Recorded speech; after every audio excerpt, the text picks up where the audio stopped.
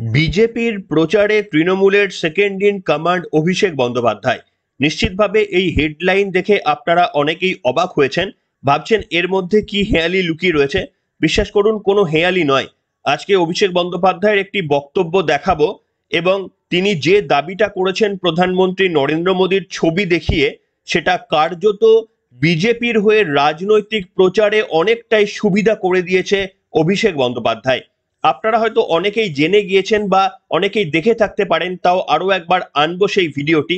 না, রাজ্যের মুখ্যমন্ত্রী মমতা বন্দ্যোপাধ্যায়কে কিছু ব্যক্তিগতভাবে আক্রমণ করেছিলেন বলে অভিযোগ বিচারপতি বা প্রাক্তন বিচারপতি অভিজিৎ গঙ্গোপাধ্যায়।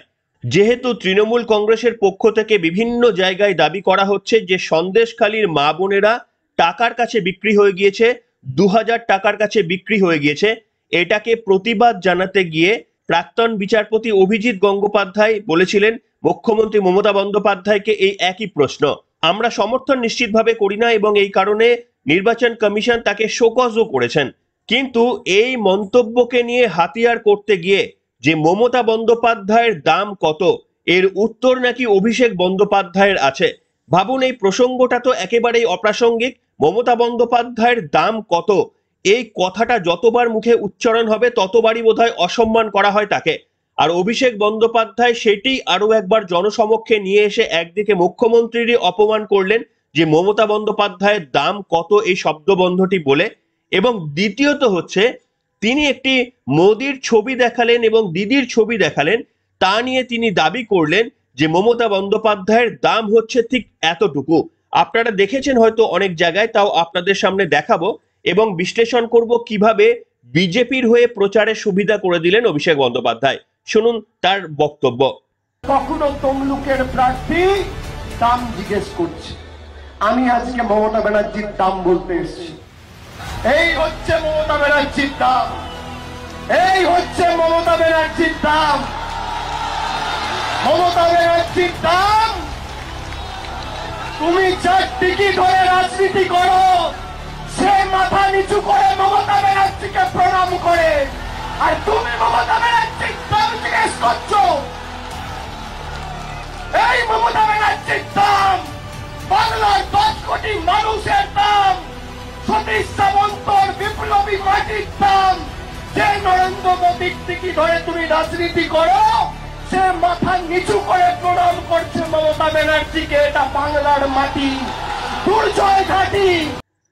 অভিষেক বন্দ্যোপাধ্যায়ের বক্তব্য শুনলেন, মারাত্মক অ্যাগ্রেসিভলি বক্তব্য তিনি রাখার চেষ্টা করলেন। হয়তো এই মুহূর্তে বিজেপির বিরুদ্ধে তেমন কোনো ইস্যু পাওয়া যাচ্ছে না, তাই যে কোনো ইস্যু তৃণমূল কংগ্রেস ছাড়তে নারাজ। যেমন বলেছিলাম আপনাদের, রবীন্দ্রনাথ ঠাকুরের ছবি উল্টে দেওয়ার কিছুক্ষণের মধ্যেই যখন সেটাকে সোজা করে দেওয়া হয়েছিল, তার সত্ত্বেও ওইটিকে ইস্যু করে দিয়েছিল তৃণমূল কংগ্রেস। তাই মমতা বন্দ্যোপাধ্যায়ের দাম কত, এই যখন রুচিহীন প্রশ্ন রাজনীতিতে এসেছে, তার কাউন্টার করতে গিয়ে অভিষেক বন্দ্যোপাধ্যায় যেমন একদিকে মমতা বন্দ্যোপাধ্যায়কে অপমান করলেন তার দাম কত এই কথাটি বলে, এবং তিনি যে ছবিটা দেখালেন তার দাম নাকি ভারতের প্রধানমন্ত্রী নরেন্দ্র মোদী কোথাও গিয়ে মমতা বন্দ্যোপাধ্যায়ের কাছে মাথা নিচু করে প্রণাম করছেন, এটাই নাকি মমতা বন্দ্যোপাধ্যায়ের দাম বলে একেবারেই উত্তেজিতভাবে প্রকাশ্যে অভিষেক বন্দ্যোপাধ্যায়, তাও আবার দেবাংশুর প্রচারে। আচ্ছা, আপনাদের কি মনে হলো বলুন তো? শুনে কি এটাই মনে হলো না যে ভারতের প্রধানমন্ত্রী তিনি সর্বোচ্চ অবস্থানে থেকেও একটা রাজ্যের মুখ্যমন্ত্রী তথা একটা আঞ্চলিক দলের তৃণমূল নেত্রী, তাকে কতটা সম্মান দিতে পারেন? এই যে তৃণমূল কংগ্রেস বলতো না মোদীকে আক্রমণ করতে গিয়ে যে এরা নারীদের সম্মান জানে না, নারীদের মর্যাদা দিতে জানে না, 2021 সালে যখন দিদি ও দিদি ডাক দিয়েছিল, তা নিয়ে তো তৃণমূল কংগ্রেস নরেন্দ্র মোদীর বিরুদ্ধে যা ইচ্ছা তাই কটু মন্তব্য করেছিলেন। পশ্চিমবঙ্গের সাধারণ মানুষ যারা তৃণমূলকে সমর্থন করেন তারাও হয়তো অনেকে বোঝার চেষ্টা করেছিলেন, হ্যাঁ নরেন্দ্র মোদী খুব মারাত্মক কাজ করেছেন। যদিও দিনরাত প্রধানমন্ত্রী নরেন্দ্র মোদীকে 2 অক্ষর 3 অক্ষর 4 অক্ষর আরো কত কত অক্ষরে গালিগালাজ করা হচ্ছে, সেগুলো কিন্তু রাজনীতিতে ইস্যু হচ্ছে না। সে যাই হোক, কিন্তু যে সমস্ত বাংলার মানুষরা বিশ্বাস করতে শুরু করেছিলেন যে নরেন্দ্র মোদী মমতা বন্দ্যোপাধ্যায়কে এই সমস্ত বলে ঠিক করেনি, অভিষেক বন্দ্যোপাধ্যায় তাদেরকে কিন্তু আজকে জবাব দিয়ে দিলেন যে ভারতের প্রধানমন্ত্রী নরেন্দ্র মোদী এত চুরি, দুর্নীতি, এত অভিযোগ, সন্দেশখালী ঘটনাকে অস্বীকার করা, এই রকম রাজ্যের একজন মাননীয় মুখ্যমন্ত্রীকে কিভাবে প্রণাম করছেন আপনারা দেখুন। এটাতে তো কার্যত বিজেপিরই মুখ উজ্জ্বল হলো এবং নরেন্দ্র মোদীরই মুখ উজ্জ্বল হলো। অভিষেক বন্দ্যোপাধ্যায় কার্যত যেটা করলেন সেটা বিজেপিরই কিন্তু অনেকটা সুবিধা হয়ে গেল।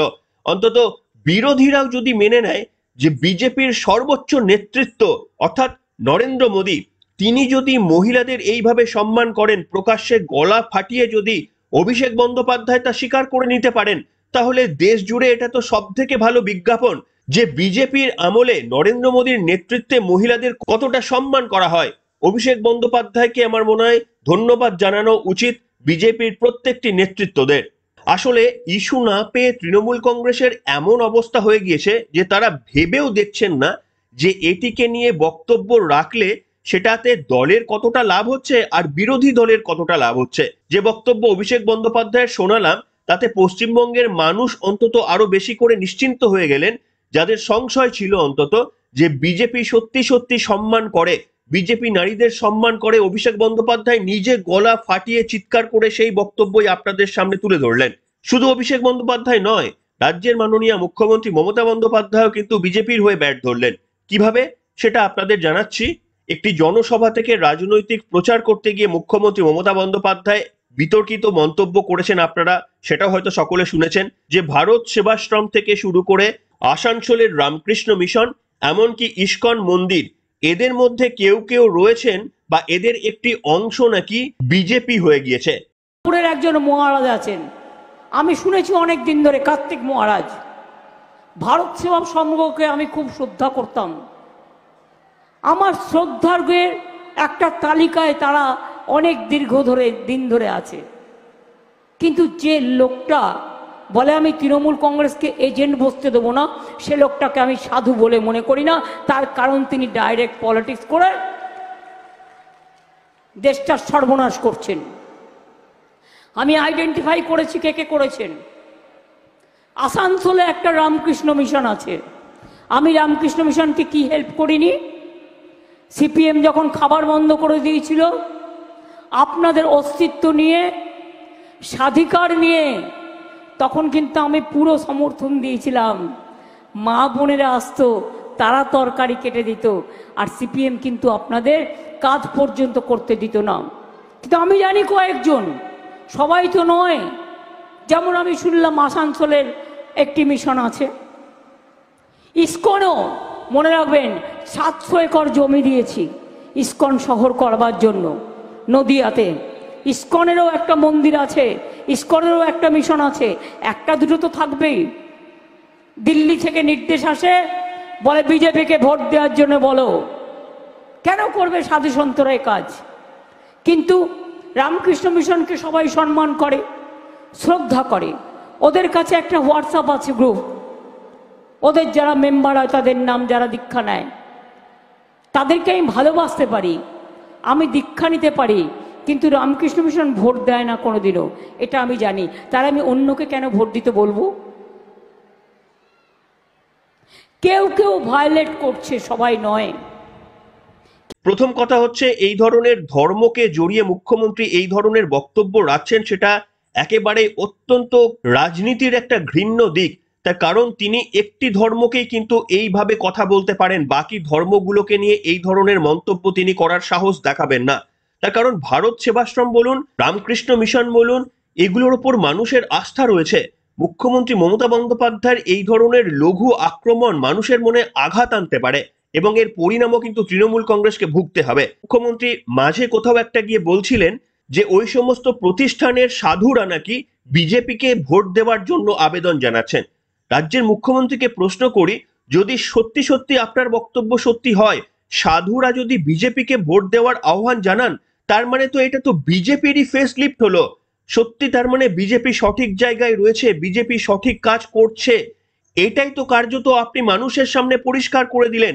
না হলে আপনি যাদের সজ্জন বলছেন, সাধু মানে তো সজ্জন ব্যক্তি, সজ্জন ব্যক্তিরা যদি বিজেপিকে ভোট দেওয়ার কথা বলে সাধারণ মানুষের কাছে, তাহলে তো মানুষের বিভ্রান্তিতে থাকার আর প্রয়োজন নেই। নিশ্চিতভাবে তাদের তো অবশ্যই বিজেপিকে ভোট দেওয়া উচিত। দেখুন, এটা কিন্তু পশ্চিমবঙ্গের রাজনীতিতে বেনজির। এইভাবে ভারত সেবাশ্রম সংঘ কিংবা রামকৃষ্ণ মিশন বা ইস্কনের মন্দির নিয়ে এইভাবে কথা বলা যায়?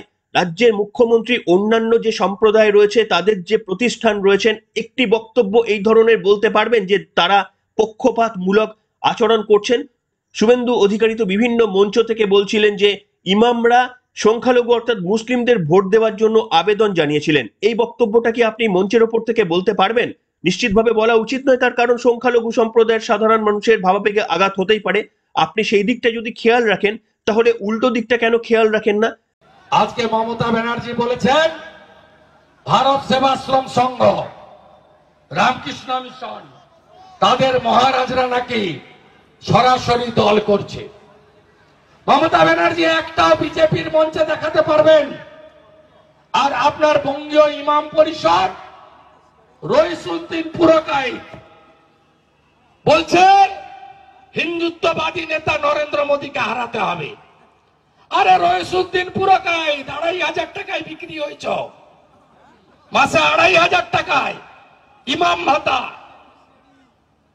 কোভিডের ইঞ্জেকশন নেওয়ার সময় নরেন্দ্র মোদী হিন্দু মনে ছিল না? লাইন দিয়ে নিয়েছ তো মোদী ভ্যাকসিন। মনে নেই রেশন নিতে যাও, প্রধানমন্ত্রী অন্ন সুরক্ষা যোজনা ব্যাগে ঝুলিয়ে ঝুলিয়ে নিয়ে আসো। মোদীজি এসব করেনি। সবকা সাথ, সবকা বিকাশ, সবকা বিশ্বাস, সবকা প্রয়াস। কি সাহস! শ্রীলা প্রভুপদ ইসকন তৈরি করেছেন, বলছে 700 একর জায়গা আমি দিয়েছি। মায়াপুরে চৈতন্যনগরের 700 একর জায়গায় ইসকন নিজের টাকায় কিনেছে। আপনি 14Y তে ক্যাবিনেটে ল্যান্ড সিলিং এ শুধু আপনি ছাড় দিয়েছেন। অজস্র মিথ্যা কথা। তার কারণ এখনো পর্যন্ত আপনি বোধহয় প্রথম রাজনৈতিকবিদ, অন্তত আমার দেখা, আমি ভুল হতে পারি, যিনি রামকৃষ্ণ মিশনকেও রাজনীতির আঙিনায় নিয়ে চলে আসলেন, ইসকনের মন্দিরকেও রাজনীতির আঙিনায় নিয়ে চলে আসলেন। আমি অন্তত এর আগে কোনো কাউকে বলতে শুনিনি যে রামকৃষ্ণ মিশনের সঙ্গে কোনো রাজনীতির সম্পর্ক রয়েছে। মুখ্যমন্ত্রী, আপনি একটু দয়া করে অন্তত আরো কিছুটা ভেবে বক্তব্য বলুন। সমাজকে যতটা পিছিয়ে দেওয়া গেছে তা তো গেছেই। এখন বিভিন্ন সময় মনে হয় হয়তো 34 বছরের সিপিএম এতটা অবনতি করতে পারেনি যা 11-12 বছরের তৃণমূল কংগ্রেস করে দিয়ে গেল, এবং এখনো কত বছর তারা এই ধরনের করবে আমরা বলতে পারছি না। কিন্তু ধর্মীয় স্থানগুলোকে অন্তত বাদ রাখুন, তার কারণ অনেক সাধারণ মানুষের ধর্মীয় প্রতিষ্ঠানগুলির ওপর আস্থা রয়েছে। আপনার কাছে কোনো প্রমাণ না থাকা সত্ত্বেও, আপনি কোনো প্রমাণ না দেখিয়ে এইভাবে একেবারেই ধর্মীয় প্রতিষ্ঠানের ওপর আঘাত হানছেন বা তাদের ওপর বক্তব্য বলছেন, এটা কিন্তু সাধারণ মানুষ কতটা কিভাবে দেখবে সেটা নির্বাচনের ফল প্রকাশের পরই বোঝা যাবে। তবে আমার মনে হয় যারা ধর্মপ্রাণ মানুষ, যারা প্রত্যেকটি ধর্মকে সম্মান দেয় এবং নিজের ধর্মকে নিষ্ঠাভাবে পালন করেন, রামকৃষ্ণ মিশন প্রতিষ্ঠান তার মধ্যে সব থেকে বড় একটি প্রতিষ্ঠান যারা সামাজিক কর্তব্যে গোটা পৃথিবীর মধ্যে এগিয়ে, সেই প্রতিষ্ঠানকেও এই নোংরা রাজনীতির মধ্যে নিয়ে আসলেন শুধুমাত্র এই ভোট কনসলিডেশনের জন্য। এই রাজনীতিটা বোধহয় এবার দাড়ি টানার সময় হয়ে গিয়েছে। মুখ্যমন্ত্রী মমতা বন্দ্যোপাধ্যায় বা তৃণমূল কংগ্রেস কোনোদিন হয়তো দাড়ি টানবেন না, কিন্তু পশ্চিমবঙ্গের সাধারণ মানুষ আপনারা অন্তত দাড়ি টানুন। এই ধরনের অপসংস্কৃতির বিরুদ্ধে আপনারা অন্তত মন্তব্যে সোচ্চার হন এবং সঠিক জায়গায় সঠিক কাজ করুন। যেভাবে মুখ্যমন্ত্রী মমতা বন্দ্যোপাধ্যায় এবং অভিষেক বন্দ্যোপাধ্যায় বক্তব্য রাখছেন, তাতে কোথাও গিয়ে সাধারণ মানুষের কাছে যেন পরিষ্কার হয়ে যাচ্ছে যে তারাও কোথাও স্বীকার করে ফেলছেন যে বিজেপি গভর্নমেন্টের উপর কোথাও গিয়ে তারা আস্থা দেখাচ্ছেন। জাস্ট একটা দুটো লাইন বলে শেষ করব। আপনারা শুনেছিলেন, আপনাদের শুনিয়েছিলাম, মমতা বন্দ্যোপাধ্যায় বলেছেন বিজেপি বা এনডিএ জোট হেরে যাবে বলে শেয়ার মার্কেটে ধস নেমেছে। এটাই প্রমাণ করে দেয় না যে বিজনেসম্যান যারা রয়েছে তারা অর্থনীতিতে কতটা ভরসা করে প্রধানমন্ত্রী নরেন্দ্র মোদী তথা বিজেপিকে, এবং উল্টো দিকে ইন্ডিয়া জোটকে কতটা ভয় পায় যে তারা জেতার সম্ভাবনা তৈরি হলে শেয়ার মার্কেটে ধস নামে। মুখ্যমন্ত্রী এমন কথা বলছেন। এই সমস্ত কথা বলে কার্যত বিজেপিকে ভোট দেবেন কিনা অনেকে যারা ডিসাইড করতে পারছেন না এখনো, তাদের তো ডিসিশন মেকিং এর সুবিধা করে দিচ্ছে তৃণমূল কংগ্রেসের সুপ্রিমো এবং সেকেন্ড ইন কমান্ড। যাই হোক, আপনারা কি বলছেন? আমার মতামতের সঙ্গে আপনারা সমর্থন জানালেন কিনা আজকের পর্বে কিন্তু অবশ্যই লিখে জানাবেন। এখনকার মতো এখানে শেষ করলাম।